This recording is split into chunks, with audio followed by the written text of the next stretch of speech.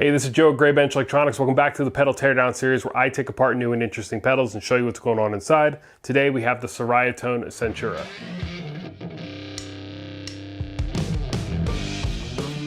Okay, Ceriatone Centura. So obviously this is a clone of the original Klon Centaur. Ceriatone went the extra step of getting the enclosures made. The original enclosures from Klon were sand-casted. I don't know how these enclosures are made. They're definitely aluminum. And they have the same sort of back panel, sort of a sheet metal back panel with these two big machine screws. Very convincing clone. If you looked quickly, you might not even notice that this isn't an original Klon. And obviously if you haven't looked at a bunch of Klons, it would be very hard to tell. So we have the expected gain, treble, output controls, foot switch, on or off, input and output jacks, 1/8 inch 9-volt DC input jack. On the back here we have, like we said, sheet metal back panel with the two machine screws and the gold sticker. Of course this sticker would have originally said Klon Centaur, but now it says Centura, Professional Overdrive, Ceriatone, website, and email. Let's go ahead and crack open the pedal.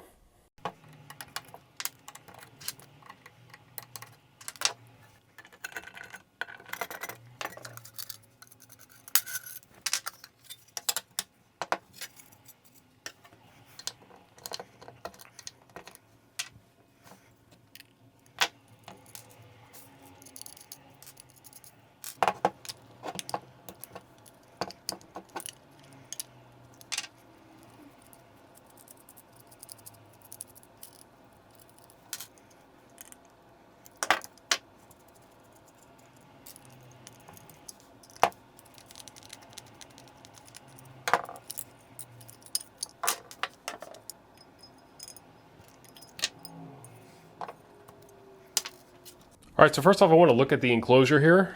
So first thing I can tell you is the enclosure is quite heavy. This is all solid aluminum. I don't think it's sand cast. It seems a little too precise for that. However, I could be wrong.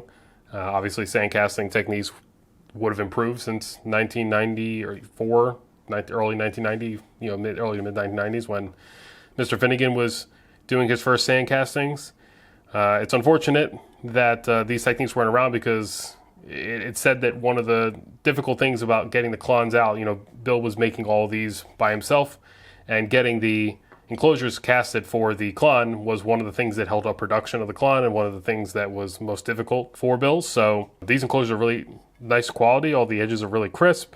I don't see any of the sort of artifacts or blemishes you might see on the Sandcaster Klon enclosure. You can sometimes see that where it'll have blemishes around the edges. Yeah, so this enclosure is going to give you all of the same benefits that I imagine Bill sought and intended on with his original enclosures. So well done, Ceriatone. Nice quality enclosure, very convincing. But onto the PCB here. So Klon Centaur was a very popular pedal, designed in the early 90s by Bill Finnegan and a couple MIT engineers. I think it's a circuit that is respected by both players and DIYers alike because not only is it a unique overdrive sound that a lot of people like, especially in clean boost mode, but it also is a fairly unique original circuit, at least by today's standards, where so many pedals out there are derivatives of derivatives of derivatives of pedals. The Klon, when it came out especially, was a pretty unique circuit. I will put a link in the description to Electro Smash's analysis of the Klon Centaur. And if you really want to understand how the Klon works, get a sense of the work and iteration that went into Bill and the MIT engineers making the Klon, you can check that out. But we're really here for this Ceriatone pedal. Obviously, the big focus here was making an authentic replica of the Klon.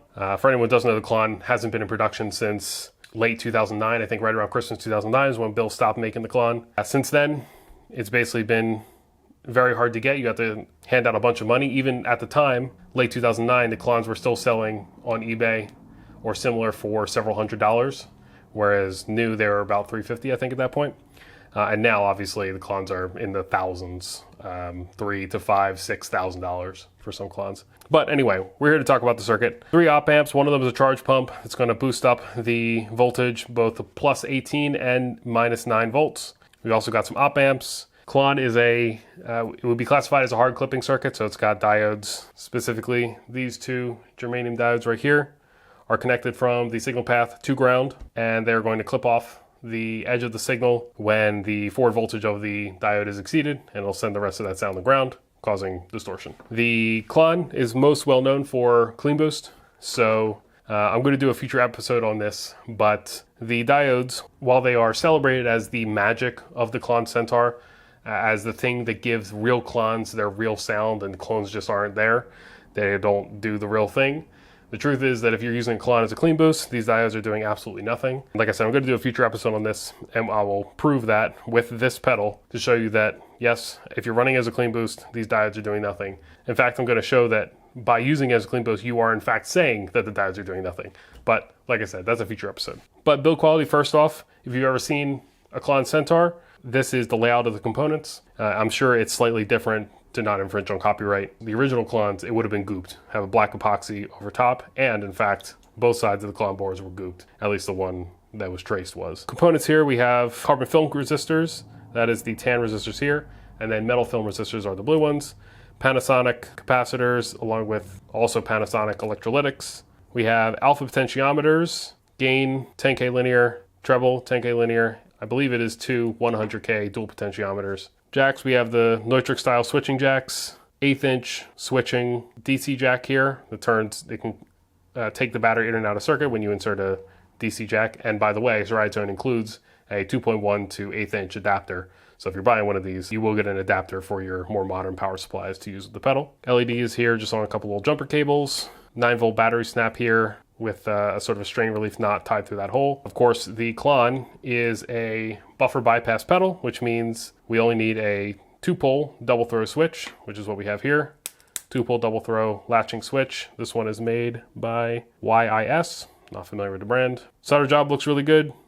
Nice quality solder, maybe a little bit too much solder on some of these joints here. It's starting to ball up around the pad, where really you just want that nice smooth fillet coming up to the lead, but nothing crazy. You know, probably if you're going to have an option between too much solder and too little solder, the former is probably better. Ceriatone even went to the extent of using this sort of thicker gray PVC wire, which is what the original Klon had. One discrepancy, of course, is these wires here. This would have been a ribbon cable, but, you know, still pretty close. Another thing I forgot to mention is Ceriatone appears to have gotten real Dockaware style 1400 pointer knobs, which is cool. That's a nice little treat to have. That's a real deal. I wouldn't be surprised. I don't know for sure, but I wouldn't be surprised if the real Klon Centaurs use these exact knobs. So we're going to do a little bit of a modification. Not going to go too extreme on modifications because the point of this pedal is that it's a very accurate clone to the original Klon, but we're going to do one little mod, which is we're going to pull out the germanium diodes and put in sockets. That way, if you want to experiment with different diodes, you will be able to by just pulling them in and out instead of desoldering.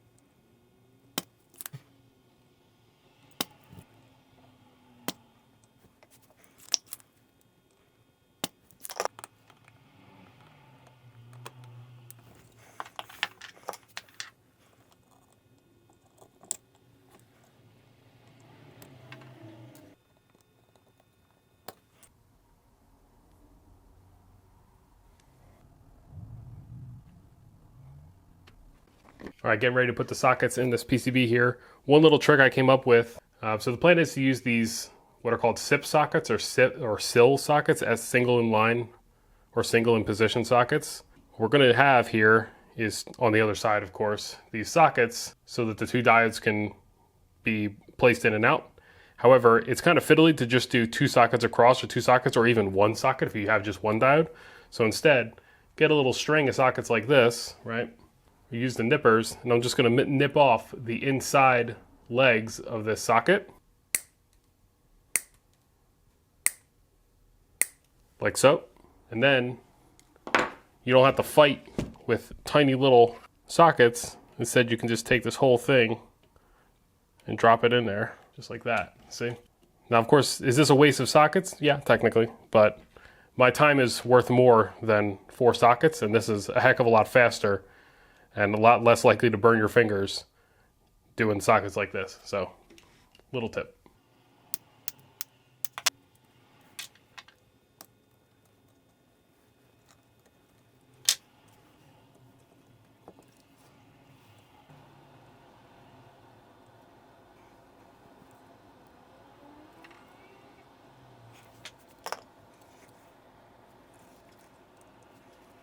All right, so that's the socket model on the Ceriatone Centura.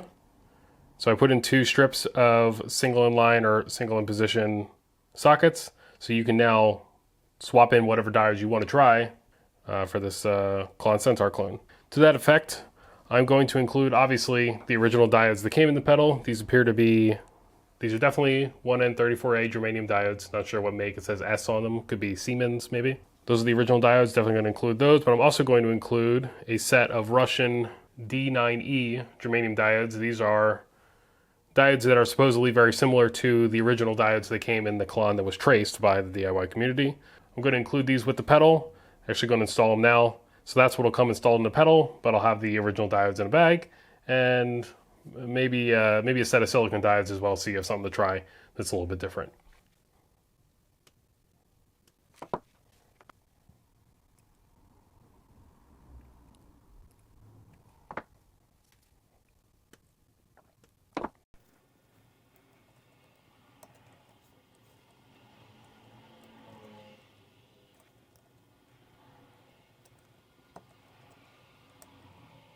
All right, so that is the PCB and insides of the Ceriatone Centura Klon Centaur clone.